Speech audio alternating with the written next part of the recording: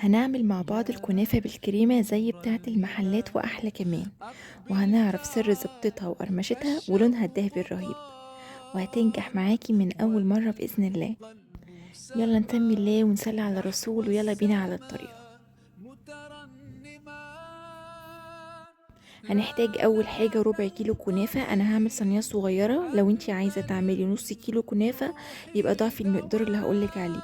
ربع الكيلو الكنافة دخلته الفريزر لحد ما اتجمد تماما، وبعد كده طلعته وكسرتها كويس جدا لحد ما بقى بالشكل ده. نزلت عليه بنص كوباية سمنة بلدي سايحة وقلبتها كويس جدا لحد ما اتأكدت ان الكنافة كلها اتغلفت بالسمنة. سبتها على جنب، ودلوقتي بدأت اجهز الكريمة. رفعت حلة على النار ونزلت فيها بكوباية لبن، وعليها معلقة كبيرة قشطة، معلقتين صغيرين سكر، ومعلقة كبيرة نشا، وقلبت كويس قوي على البارد. وبعد كده رفعت على النار. انا دلوقتي كنت بقلب النشا والسكر والقشطة واللبن كان بارد تماما. محطش ابدا النشا على اللبن وهو سخن، وفي وقتها هتلاقيه كتل مني على طول. فضلت اقلب لحد ما غلي وتقل بالشكل ده، ارفعه على طول من على النار. دلوقتي جهزت صينية مقاس 26 ودهنتها بمعلقة سمنة، ونزلت بنص كمية الكنافة وضغطت عليها كويس جدا بالشكل ده. رمضان رمضان ليتك دوما قريب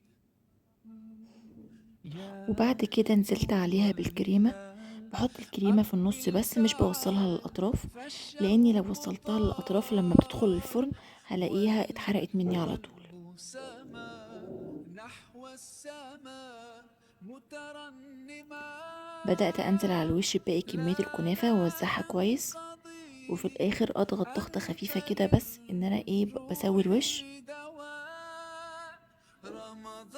دواء بالشكل ده زي ما انتوا رمضان شايفين. رمضان اكون مسخنه الفرن من قبلها رمضان ب10 دقايق على درجه حراره 200. حبيب ادخلها على الشبكه رف اوسط لحد ما تحمر من تحت وتبدا تاخد لون رمضان خفيف. من فوق ليتك ممكن وقتها اشغلها دوما الشوايه علشان تاخد قريب اللون الذهبي المظبوط. اكون يا مجهزه ظل شربات تقيل بارد. أقبل ربع كيلو تعال الكنافه هياخد مني فالشوق كوبايه سكر، عليها نص كوبايه طال ميه وعصره خفيفه قوي ليمون، والقلب وادوبهم بالراحه سما كده على البارد نحو وارفعهم على النار السماء لحد ما يغلوا كويس. اهدي النار خالص مترنما لحد مده 5 دقايق تقريبا، لا وبعد كده اطفي النار، وفي تنقضي الاخر نص كيس أنت فانيليا. من واسيبه لحد ما يبرد روحي تماما.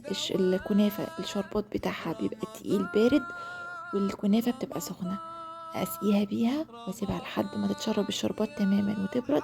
اقطعها وتطلع حبيب معايا بالجمال ده.